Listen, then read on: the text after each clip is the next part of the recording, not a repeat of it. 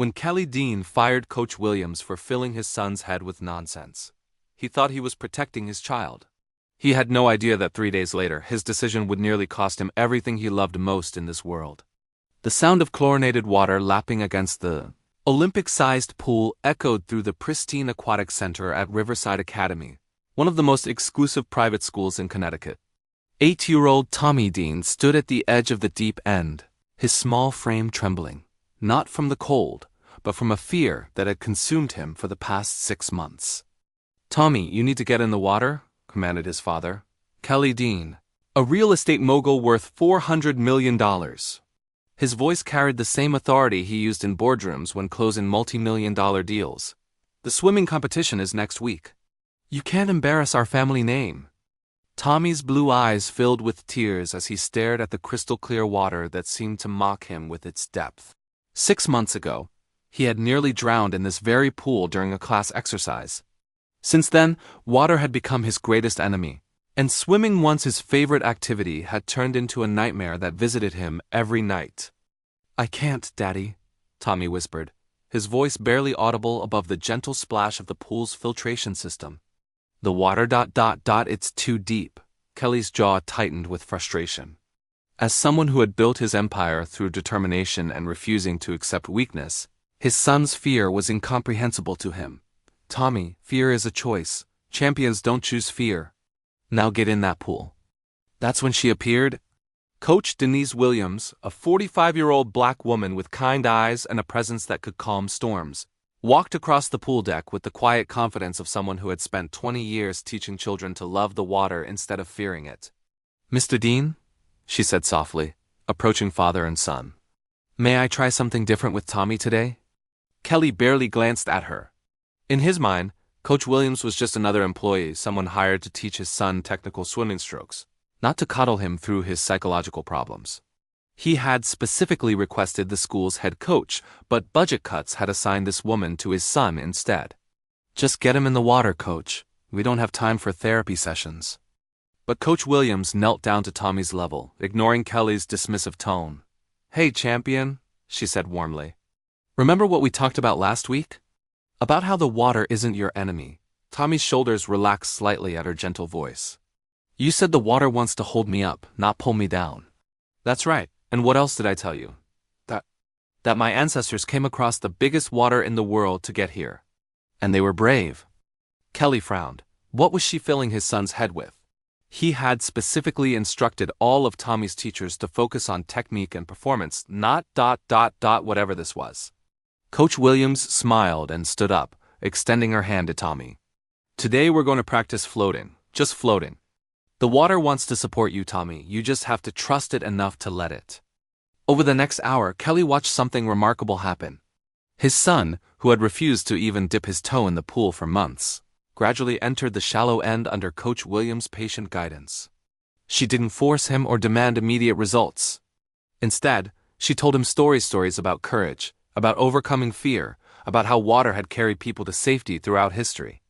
"My great-grandmother used to tell me," Coach Williams said as Tommy tentatively walked deeper into the pool, "that water has memory. It remembers every person who trusted it, and it wants to do the same for you. Is that scientifically accurate?" Kelly interjected sharply. He didn't appreciate his son being fed what he considered superstitious nonsense. Coach Williams looked at him calmly. "Sometimes, Mr. Dean, healing isn't about science. It's about rebuilding trust." By the end of the session, Tommy had managed to float on his back for 30 seconds, the first time he had been horizontal in water since his accident. His face was radiant with accomplishment, and for the first time in months, Kelly saw genuine joy in his son's eyes. "Daddy, did you see? Coach Williams was right. The water held me up." Kelly nodded curtly, but inside he was conflicted. Yes, there had been progress, but the methods bothered him. He wanted his son to succeed through discipline and proper technique, not through stories and emotional support. After Tommy had showered and changed, Kelly approached Coach Williams privately. "I appreciate what you did today, but I need to be clear about my expectations. Tommy needs to be ready for the competitive team tryouts next month. He can't get there through feel-good stories. He needs real coaching." Coach Williams studied Kelly's face. Recognizing the type of parent she had encountered many times before, successful, demanding, and convinced that emotions were obstacles to overcome rather than tools for healing. "Mr. Dean," she said carefully, "Tommy's fear isn't just in his head, it's in his body, in his muscle memory. When someone nearly drowns, traditional coaching methods often make the trauma worse. He needs to rebuild his relationship with water gradually, through trust and positive association." "Trust?" Kelly scoffed. "Coach, I didn't build a $400 million company through trust. I built it through results. Tommy needs to learn that success comes from pushing through discomfort, not avoiding it. With respect, Mr. Dean, your son isn't a business deal. He's a frightened 8-year-old boy who needs to feel safe before he can feel strong." Kelly's eyes narrowed. He wasn't used to being challenged, especially not by someone he considered a subordinate employee. "Coach Williams, I'm paying this school a significant amount of money for results. If you can't deliver them through proper coaching methods, perhaps we need to find someone who can." The threat hung in the air between them. Coach Williams had heard this before: parents who confused their children with their business investments, who demanded immediate returns on emotional healing. "I understand your concern, Mr. Dean, but healing trauma takes time. Tommy has made remarkable progress today. If we continue this approach—" "No," Kelly interrupted firmly. "I've seen enough. Tommy needs discipline, not therapy. I'll be speaking to the athletic director about finding a coach who understands that." Coach Williams felt her heart sink. She had worked with hundreds of children over her 20-year career, and she recognized something special in Tommy. The boy had a natural affinity for water. Underneath his fear was a swimmer who could truly soar. But more than that, she genuinely cared about his emotional well-being. "Mr. Dean, please reconsider. Tommy is starting to trust again. If you change coaches now—" "The decision is made, Coach. Thank you for your time." As Kelly walked away, Coach Williams watched Tommy through the glass windows of the changing room. The boy was smiling to himself, probably replaying the moment he had successfully floated. He had no idea that his father was about to destroy the fragile progress they had made together. That evening at dinner, Tommy excitedly told his mother, Sarah, about his breakthrough in the pool. "Mom, Coach Williams says I'm going to be a great swimmer. She says the water wants to help me, not hurt me, and I floated for 30 whole seconds." Sarah smiled, genuinely happy to see her son enthusiastic about swimming again. Since the accident, Tommy had been withdrawn and anxious, especially around water. "That's wonderful, sweetheart. Coach Williams sounds very special." "She is," Tommy said, his eyes shining. "She tells the best stories and she makes me feel brave." Kelly cleared his throat. "Tommy, I need to tell you something. Tomorrow, you'll be starting with a new swimming coach. Coach Williams won't be teaching you anymore." The light immediately died in Tommy's eyes. "What? Why, Daddy? Did I do something wrong?" "No, son. It's just time for more advanced instruction. Coach Williams was temporary." "But I like Coach Williams." Tommy's voice rose with panic. "She understands me. She knows how to help me not be scared." Sarah looked at her husband with concern. "Kelly, if Tommy is making progress with her, why change coaches now?" "Because," Kelly said firmly, "Tommy needs to learn proper swimming techniques, not fairy tales about water having feelings. He needs a coach who will push him to excel, not one who coddles his fears." Tommy's eyes filled with tears. "Please, Daddy, I promise I'll get better faster with Coach Williams." "I will. Just don't take her away." "The decision is final, Tommy. Tomorrow you start with Coach Peterson. He's trained Olympic swimmers. You'll thank me when you're winning competitions." Tommy ran from the table in tears, leaving Sarah and Kelly alone. Sarah shook her head in disbelief. "Kelly, he was finally making progress." "Why would you change something that's working?" "Because working and succeeding are two different things.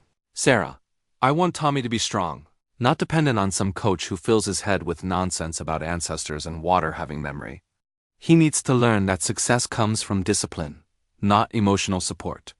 He's 8 years old, Kelly. He nearly drowned 6 months ago. Maybe what he needs right now is exactly what Coach Williams is giving him: compassion and patience." "What he needs," Kelly said, standing from the table, "is to learn that the world doesn't slow down for our feelings. The sooner he learns that lesson, the better prepared he'll be for life." The next morning, Coach Williams arrived at the pool to find a note in her mailbox. "Ms. Williams, your services for Tommy Dean are no longer required." Coach Peterson will be taking over immediately. Please collect any personal items and submit your final timesheet to the office. Athletic Director. Her heart broke, not for herself, but for Tommy. She knew how fragile his newly rebuilt confidence was and how devastating this sudden change would be for him. She also knew from 20 years of experience that children who suffer trauma setbacks often take months or even years to recover their progress. She gathered her things slowly, hoping to catch a glimpse of Tommy to at least say goodbye.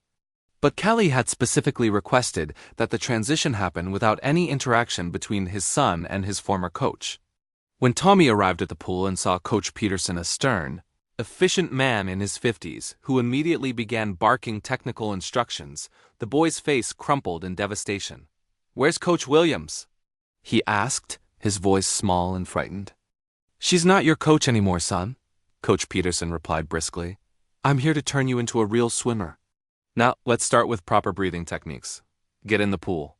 Tommy stared at the water and all the fear came rushing back. Without Coach Williams' gentle presence, the pool once again looked like a vast, threatening void. I can't. Can't isn't in a champion's vocabulary, Coach Peterson said firmly. Your father hired me to get results. Now get in the water. But I'm scared. Fear is weakness leaving the body. Champions don't have time for fear, get in the pool, or... We'll stay here all day. For the next hour, Coach Peterson tried every traditional coaching method in his arsenal. He demonstrated proper form, explained breathing techniques, and used the authoritative approach that had worked with hundreds of competitive swimmers. But Tommy couldn't even get in the water. The more Coach Peterson pushed, the more Tommy retreated into himself. By the end of the session, the boy was in tears, and no progress had been made whatsoever. "Mr. Dean," Coach Peterson called Kelly that evening. "I need to be honest with you. Your son has some serious mental blocks around swimming. This might take longer than expected." "How much longer?" Kelly asked impatiently. "Hard to say, maybe months.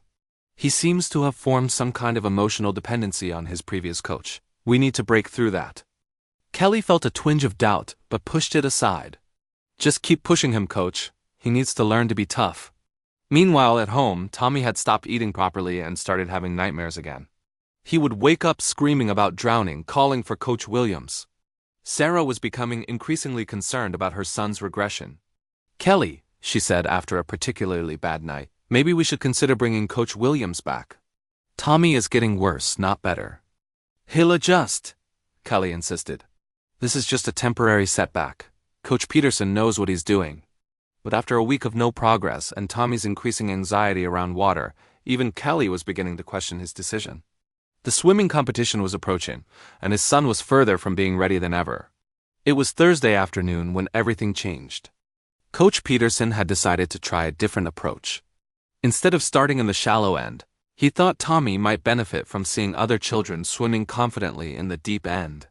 Maybe peer pressure would motivate him where other methods had failed. "Tommy," he said, "we're going to watch the advanced class practice their diving today. I want you to see what real swimmers look like."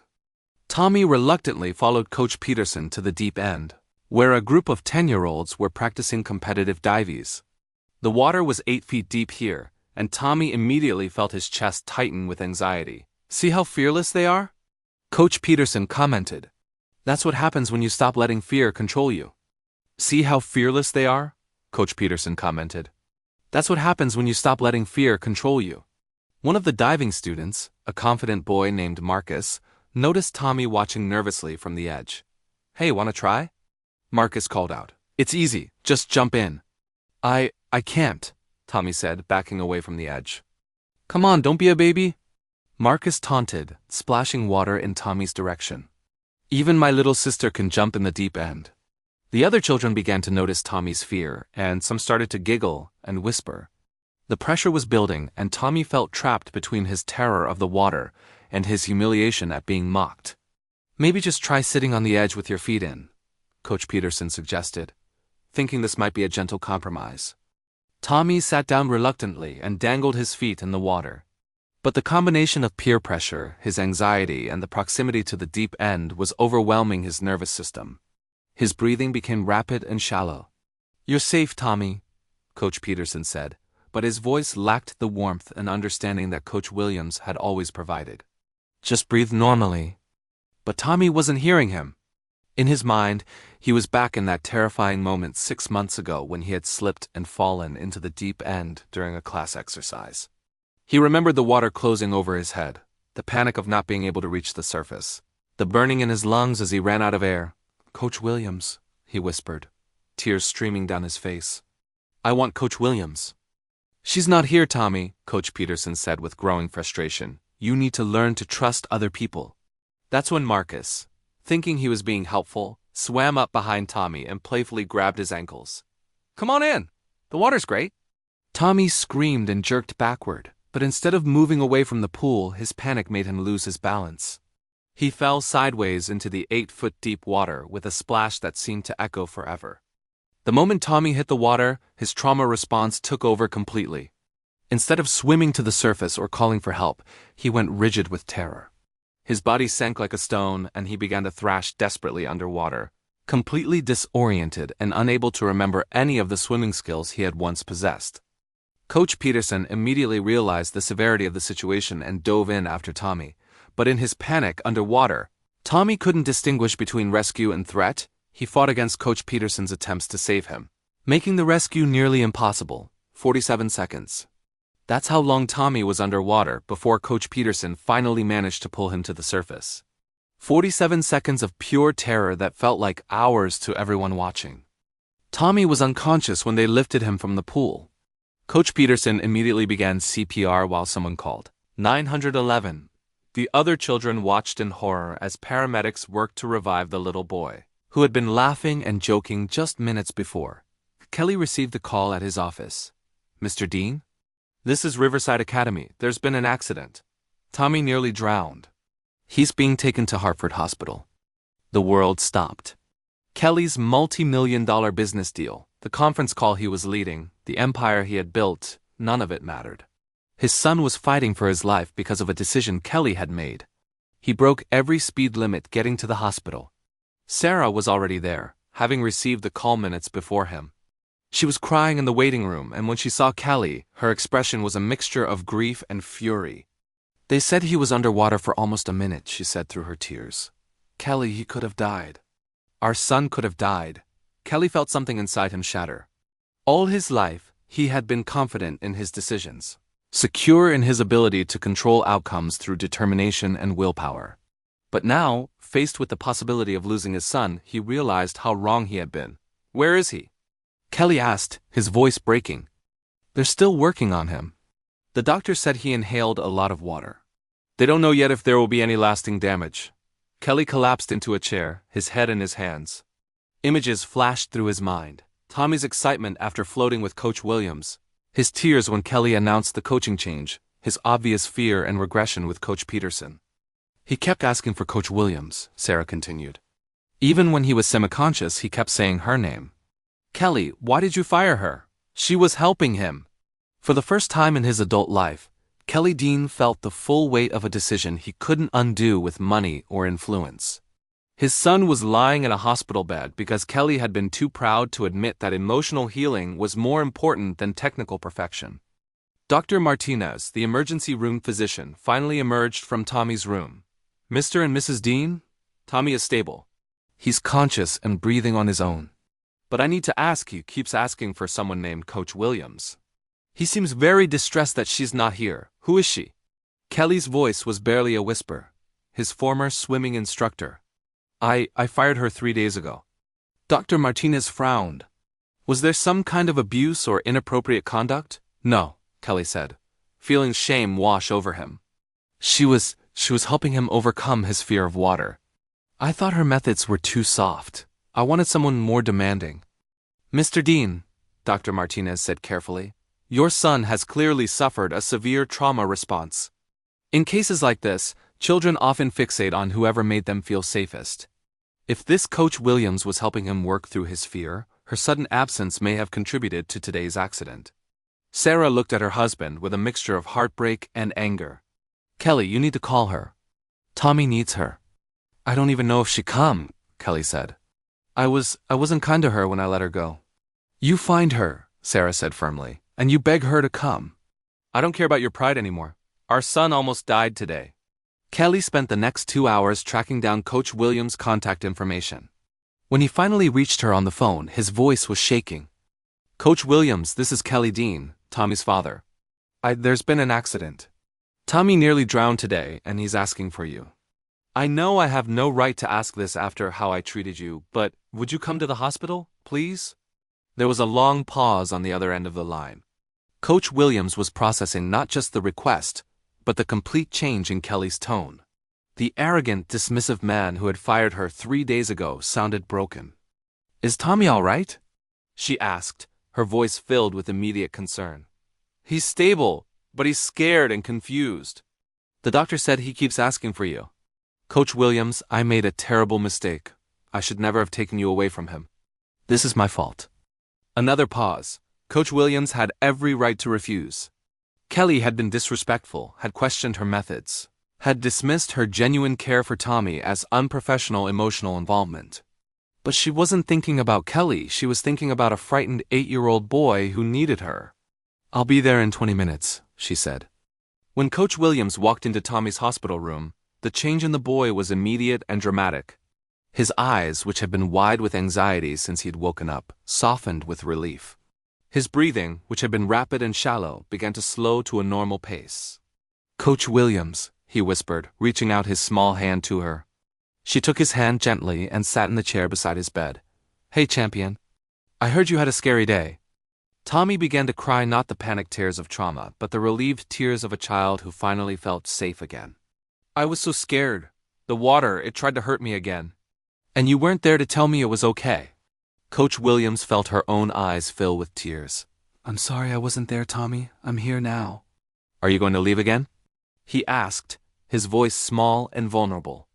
Coach Williams looked at Kelly, who was standing in the corner of the room looking like a man who had lost everything that mattered. "That's up to your daddy, sweetheart." Kelly stepped forward, and for the first time since she'd known him, his arrogance was completely gone. "Coach Williams, I owe you an apology. I was wrong about everything. I thought Tommy needed toughness, but what he needed was understanding. I thought emotions were weakness, but I realize now that healing requires emotional intelligence, not just discipline." He paused, struggling with words he'd never had to say before. "I'm asking no, I'm begging you to come back. Not just as Tommy's coach, but to help me understand how to be the father he needs. I almost lost my son today because of my pride and ignorance." Coach Williams studied Kelly's face. She could see that this wasn't just panic talking, something fundamental had shifted in him. The near loss of his child had cracked open his carefully constructed worldview. "Mr. Dean," she said quietly, "if I come back it has to be different. I need you to trust my methods, even when they seem unusual. Tommy's healing can't be rushed or forced. It requires patience, consistency, and emotional safety." "Whatever you need," Kelly said immediately. "I'll support your decisions completely. I just want my son to be okay." Tommy squeezed Coach Williams' hand. "Does this mean you can teach me to swim again? Will you tell me more stories about brave people and water that wants to help?" Coach Williams smiled, the first genuine smile she'd felt in days. "Absolutely, champion. But first, you need to rest and get strong again. When you're ready, we'll start exactly where we left off. And this time, we'll have all the time we need." Over the following weeks, something remarkable happened. Not just with Tommy's swimming, though he did gradually return to the water under Coach Williams' patient guidance, but with Kelly's entire approach to parenting. He began attending Tommy's swim sessions, not to monitor and critique, but to observe and learn. He watched how Coach Williams celebrated small victories, how she acknowledged Tommy's fears without judgment, how she built confidence through encouragement rather than demand. "I've been thinking about what you said," Kelly told Coach Williams one afternoon as they watched Tommy successfully swim across the width of the pool, a major milestone in his recovery. "About trust being more important than technique. What about it?" she asked. "I built my entire business on the opposite principle. I thought trust was weakness, that fear was something to be conquered through force. But watching you with Tommy, I'm starting to understand that trust is actually the foundation that makes everything else possible." Coach Williams nodded.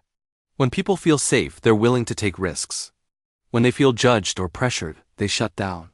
Tommy couldn't learn to swim again until he felt emotionally secure."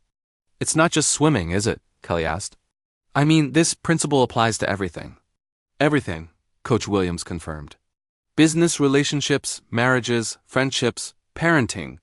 People flourish when they feel valued and supported, not when they feel they have to prove their worth. 6 months later, Tommy competed in his first swimming competition since the accident.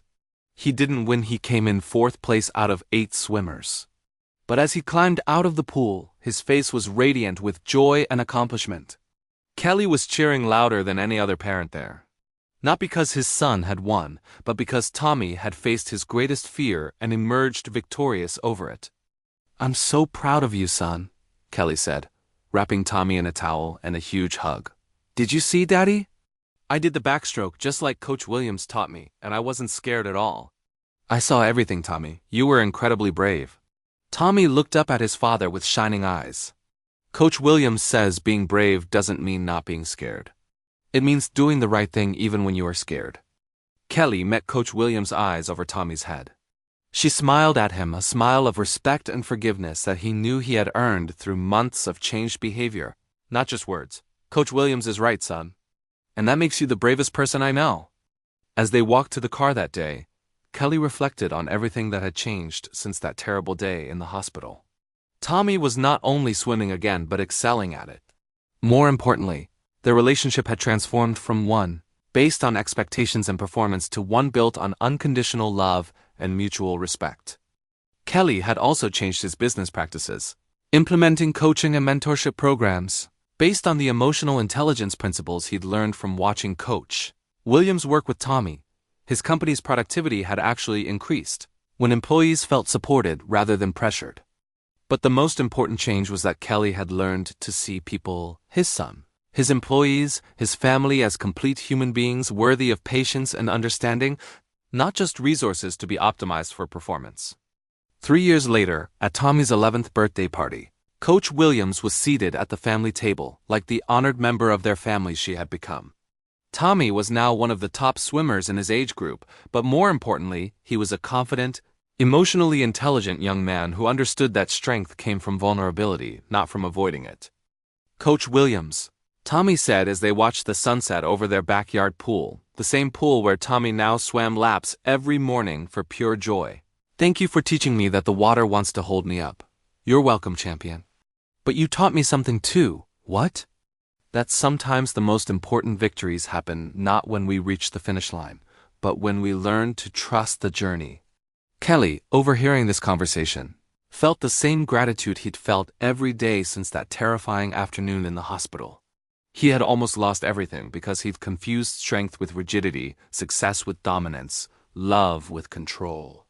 Coach Williams had saved more than Tommy's relationship with water. She had saved Kelly's relationship with his son, and in doing so, had taught him how to be truly successful, not by conquering fear, but by creating safety, not by demanding perfection, but by nurturing growth, not by building walls, but by building trust. If this story touched your heart, remember that sometimes the greatest strength we can show is admitting when we're wrong and learning from those who see with clearer eyes. Subscribe for more stories about how love and humility can transform lives in ways that force and pride never could.